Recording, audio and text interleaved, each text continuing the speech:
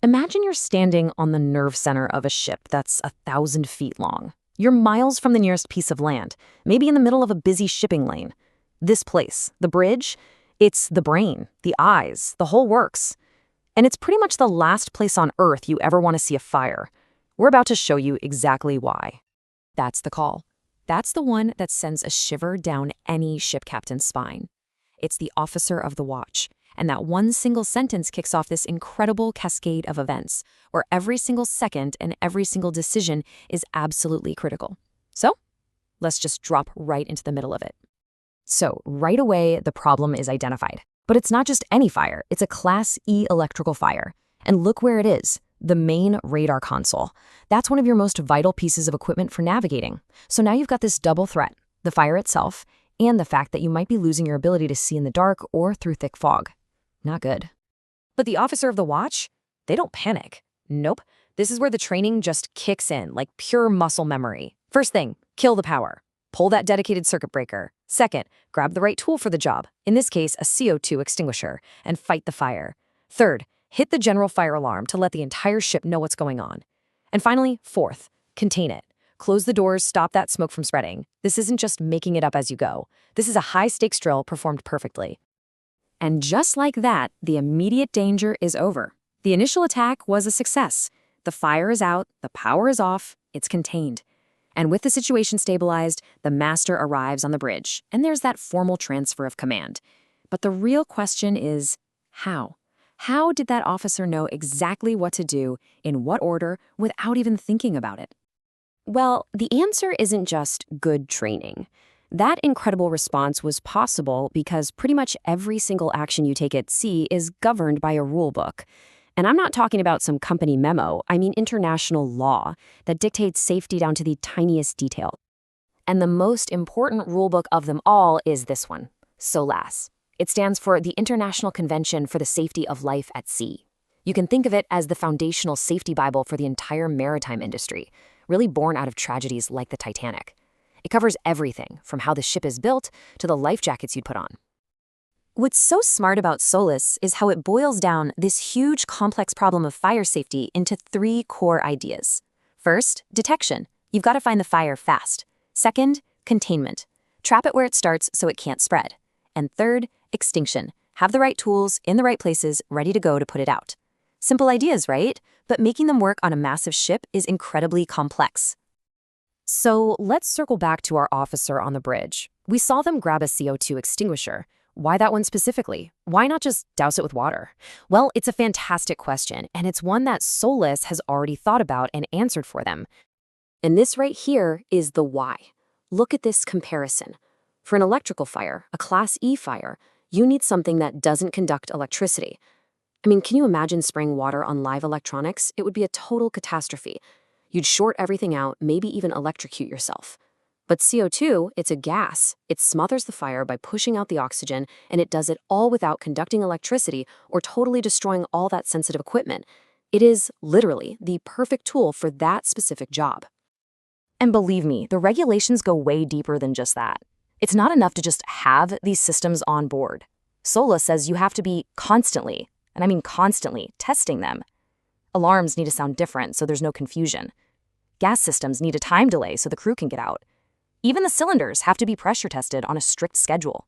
The big takeaway here is that safety isn't something you buy once. It's a state of readiness you have to prove over and over again. But you can have all the best rules and all the fanciest equipment in the world, and it's all useless without the right people operating it under extreme pressure. This is where the systems meet reality. This is all about the human element. So how do you get people ready for that reality? Drills, over and over again. And we're not talking about your old school fire drill. A SOLAS mandated drill tests everything. Do people report to the right stations? Can they start the fire pumps? Can they handle the hoses? Is the communication gear working? This is how you build that muscle memory, turning these super complex procedures into second nature. But here's the thing that separates the good crews from the great ones. Just going through the motions is compliance. A true safety culture, and I love this quote, is when the crew does these drills with real intensity, not because some rule says they have to, but because they know, deep down, their own lives depend on it. And that brings us to the skills you can't just learn from a textbook. In a real emergency, knowing how to use the gear is only half the battle. The other half is won with these so-called non-technical skills. Clear communication when things are loud and chaotic, decisive leadership, real teamwork, and of course, being able to manage your own stress when everything is going sideways. Because the research is crystal clear on this. Just checking a box that you did a drill doesn't mean a crew is actually ready. There's often this huge gap between theory and reality. And the only way to bridge that gap is with realistic, engaging training that builds not just skill, but real confidence. All right, so we've talked about the rules, the equipment, and the training. But what happens when all of that isn't enough? What happens when a fire is just too big or too fast, or maybe it was started by something completely outside of the crew's control? Well, that's when you see the true domino effect that a single fire can set off. Because, one of the biggest fire risks at sea today, it doesn't come from the ship's engine or its wiring. It comes from the shore. It comes from a lie on a piece of paper. I'm talking about misdeclared hazardous cargo. A really common and frankly terrifying culprit is a chemical called calcium hypochlorite. You probably know it as pool cleaner, but under the right conditions, it can spontaneously combust with incredible force. And some shippers will deliberately misdeclare it, call it something harmless, just so they can avoid paying the higher shipping rates for dangerous goods. What they're really doing is hiding a ticking time bomb inside a steel box in the middle of a stack of other boxes. Now, when a fire like that breaks out, the captain might be forced to do something drastic to save the whole ship, like flooding an entire cargo hold with seawater, or even just throwing containers overboard. And when that happens, this really surprising ancient maritime law kicks in. It's called general average, and it's a core idea in maritime law that you have to hear to believe. Basically, it says the whole sea voyage is a shared adventure. So, if a sacrifice is made for the good of everyone, to save the ship, then the cost of that sacrifice is shared by everyone involved in the venture. Okay, now this is where it gets really wild, especially if you've ever shipped anything.